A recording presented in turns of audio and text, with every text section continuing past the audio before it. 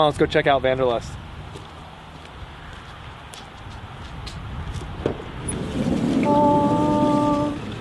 So as you walk in here, you'll see that we've kind of composed a living room essentially. As you back up, you see the space of the doorway as what will be your living room. Normally I take my shoes off, and all of our guests do too, but for this we're gonna walk in. Got our astroturf down here and our living room space.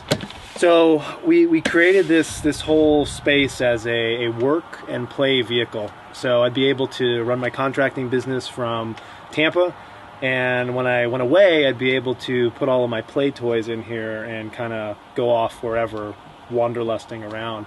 So having like a mobile office was really important, and being able to see, you know, whatever we wanted to for like our living room was also an important factor.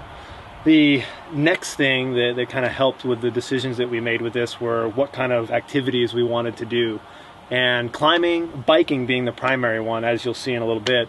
But climbing, biking, hiking, backpacking, frisbee, and a number of other just little things that have kind of come along the way, photography, all are capable of being housed in this space, and it's fully flexible to be, you know, if anything changes in the future, we'll be able to add that in if we want to.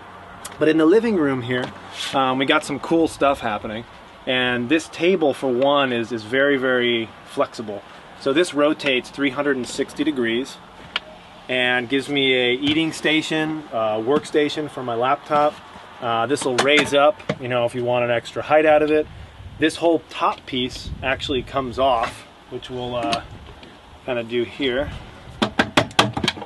So this is a custom table that we made with a pedestal stand, and it's got 2 spots for drink holders, which are universal. We can use these with a lot of different types of bottles and cups, so that's really cool. So this would store away. This guy here comes off.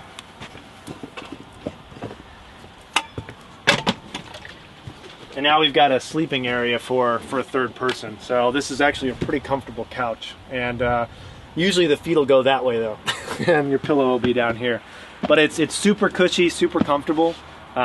This couch actually pulls out too, but we didn't want to sacrifice the legroom space for walking through to have 2 more people in here, because 3 people is kind of crowded anyway, but 4 people just gets a little ridiculous. So this is ideally for 1 person. 2 people's like, it's nice, it's totally doable. 3 people, you know, as like a weekend trip or like occasionally, totally works. 4 people will actually work, but it's just getting really crowded and it's not as comfortable, and it just wasn't really designed for 4. Coming from the living room, let me add this one in. We got our ottoman / storage bin. So this is accessible from the outside very easily. So I keep a lot of stuff in here that I'm going to want to use like from the outside of the van. And this is also a nice little extra bench seat. So this is super versatile, very easy to put away piece that does a lot of stuff for the van. So I like this one a lot. And it tucks away really nicely underneath our garbage can. Up in the front here in the cab, we've got another really handy piece of storage that we custom made.